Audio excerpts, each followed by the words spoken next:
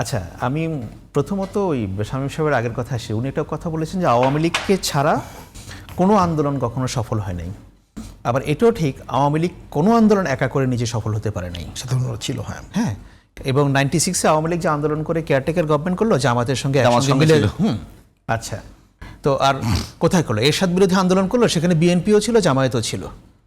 তাহলে আর আওয়ামী লীগ আর নিজে একা তো কোনো কিছু করতে পারে নাই। এটা হচ্ছে প্রথম পয়েন্ট। দ্বিতীয় পয়েন্ট হচ্ছে যে দেখুন, আমি মনে করি যে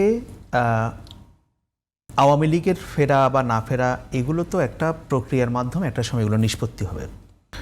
তবে বাংলাদেশে একটা পলিটিক্যাল রিকনসিলিয়েশন হওয়া প্রয়োজন।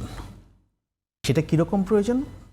ধরেন আওয়ামী লীগের যা কিছু সাপোর্টার আছে, 5%, 10%, 15%,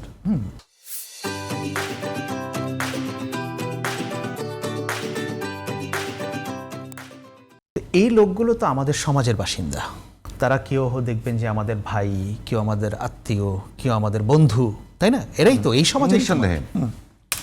কিন্তু এখন আপনি এই লোকগুলো যাদের হাতে রক্তের দাগ নাই, যারা হত্যাকাণ্ডে জড়িত ছিল না, হত্যাকাণ্ডে উস্কানি দেয়নি, হত্যাকাণ্ডকে ফ্যাসিলিটেট করে নাই, বা বড় আকারের করাপশন কোনো কিছুর অ্যালিগেশন নাই, এদেরকে আপনি কি করবেন?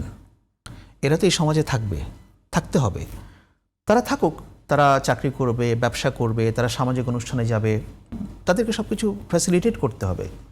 রাজনীতি এখন না, ব্যাপার হচ্ছে যে যদি তারা আগে তো আপনার রিকনসিলিয়েশন হওয়া দরকার, দেন না পলিটিক্স। আপনার কাছে কি মনে হয় না ওই জায়গাটা হয়ে গেছে? মানে কত পার্সেন্ট লোক বাইরে আছে? না, রিকনসিলিয়েশন আমি যেটা বলছি যে আগে আওয়ামী লীগকে শামীম সাহেব যেটা বলছে যে তাদেরও তো দায় স্বীকার করতে হবে যে আমরা যাদের বিরুদ্ধে মামলা আছে, আকবর ভাই, যাদের বিরুদ্ধে মামলা আছে তারা ছাড়া আওয়ামী লীগের সবাই কিন্তু স্বাভাবিক জীবনযাপন করছে। তার মানে এক প্রকার রিকনসিলিয়েশন হয়ে গেছে। না, অনেক জায়গায় করছে, অনেক জায়গায় করছে না। কিন্তু আপনি ব্যাকডোর দিয়ে কাউকে আবার স্ট্যাবলিশ করলে ওইটার আবার ঝামেলা আছে, বিপদ আছে পলিটিক্যালি।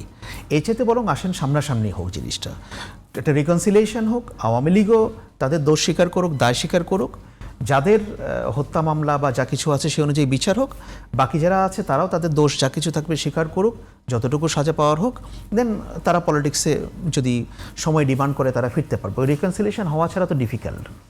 আর আরেকটা বিষয় হচ্ছে যে ধরেন বললেন যে শামীম সাহেব যে একটা গণ অভ্যুত্থান বাংলাদেশে হবে, তো সেখানে জনগণ পার্টিসিপেট করবে কিনা সেটা ব্যাপার। জনগণ পার্টিসিপেট না করলে ওটা তো গণ অভ্যুত্থানই না।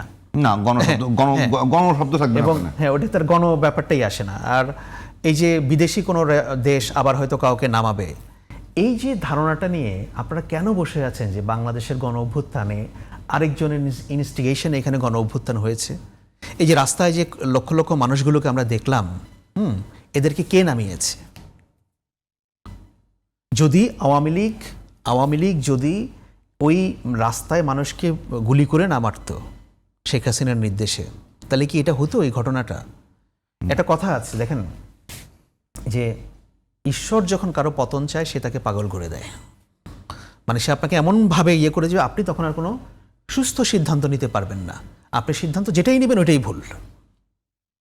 আপনি যদি ওই গণ অভ্যুত্থানের টাইম ফ্রেমটা দেখেন, শেখ হাসিনার ক্ষেত্রে ওইটাই ছিল, আওয়ামী লীগের ক্ষেত্রে ওইটাই ছিল। ইচ অ্যান্ড এভরি স্টেপ ওয়াজ রং, একটার পর একটা। তো এই মানুষগুলোকে তো কোনো ভারতও নামাই নাই, আমেরিকাও নামাই নাই, বা ইউরোপীয় ইউনিয়নও নামাই নাই। তারা ফিল করেছে আমার ভাই মারা গেছে, আমার প্রতিবেশী মারা গেছে। আপনার কাছে কি মনে হয় না একটা গণ অভ্যুত্থান হবার জন্য একটা গ্রাউন্ড ওয়ার্ক লাগে, একটা টেবিল ওয়ার্ক লাগে? শুনুন, আপনি বাংলাদেশের প্রেক্ষাপটে যদি দেখেন, বাংলাদেশে বড় আকারের ক্ষমতার পালাবদল কিংবা গণ অভ্যুত্থান যেটাই বলেন না কেন, এটার একটা টাইম ফ্রেম আছে। এই টাইম ফ্রেমটা হচ্ছে 15 থেকে 20 বছরের মধ্যে এটা হয়। যেমন 75-এর পট পরিবর্তনের পরে 90-এর গণ অভ্যুত্থান 15 বছর, 90-এর পরে আবার যখন মিলিটারি হস্তক্ষেপ হলো 2006, 16 বছর। সেই 2000 আবার 8-এর পর থেকে আওয়ামী লীগ আসার পরে আবার 2014, আবার 16-17 বছর। সো গণ অভ্যুত্থান রেগুলার হয় না। গণ অভ্যুত্থান হতে বাংলাদেশের টাইম ফ্রেমটা এরকম, এবং তাই হয়। কারণ হচ্ছে কি যে এই যে সংবিধান বলেন, যা কিছু নিয়ে আমরা আলাপ করছি, এগুলো তো আমাদের নিত্যদিনকার ব্যাপার না।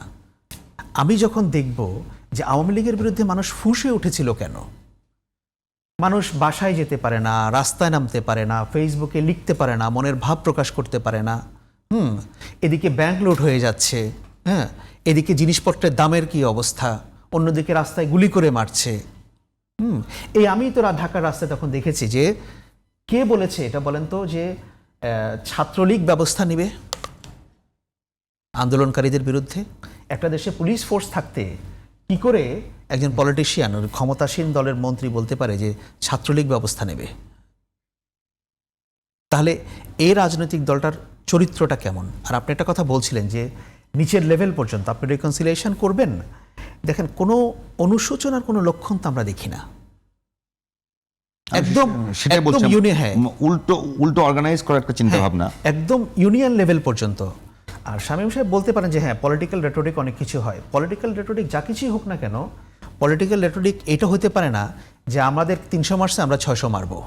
This is not political rhetoric, এটা পিওর অ্যান্ড সিম্পল হুমকি। This is pure and simple হুমকি, যে একজন খুনি আবার খুন করার জন্য হুমকি দিচ্ছে।